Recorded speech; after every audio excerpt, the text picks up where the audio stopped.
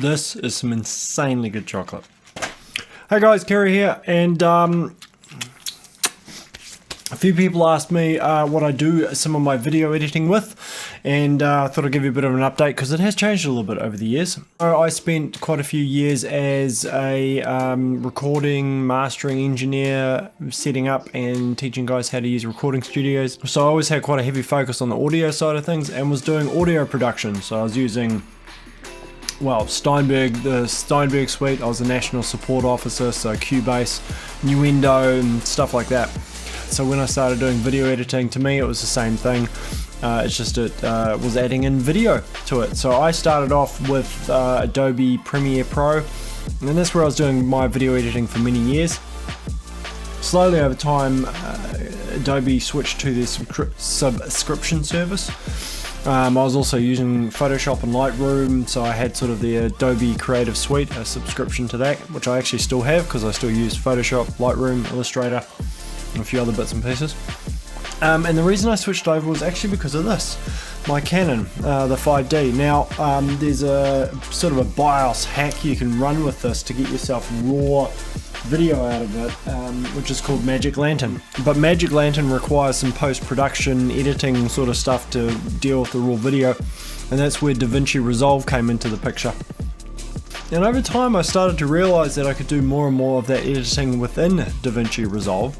Yeah, slowly made the switch over. Probably still learning some tips and tricks, but getting better.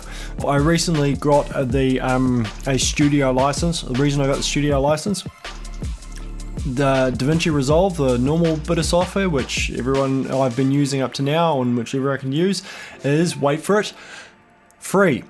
It's amazing that it's free for how powerful that bit of software is. So Studio though, which is the paid version, adds in noise reduction, adds in motion blur, utilizes the graphics card. If you've got a high-end graphics card, it utilizes that for rendering, whereas the normal version doesn't, and a few other bits and pieces with input, color, LUT transforms and stuff like that. Anyway, which if it doesn't mean anything to you, you probably don't need to use it, so the free version is going to be perfect. And what I got with it as well, because it's part of the package at the moment, let's see if pulling this USB crashes it. No, cool, sweet.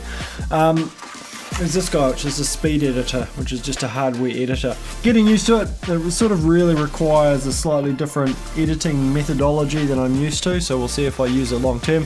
Certainly the shuttle jog on it's pretty cool. So I picked that up recently from Photo Gear in Ponsonby, or on the shore. At the same time picked up the Rode Wireless, which is a separate video out, which I talk about as well.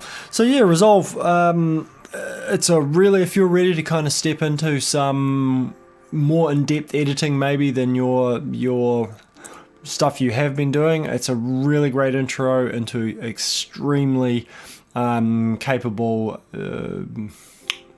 video editing software. So yeah, that's why I switched over to Resolve. Yeah, check it out. So I'll be here editing this video and eating this phenomenal chocolate. See you guys.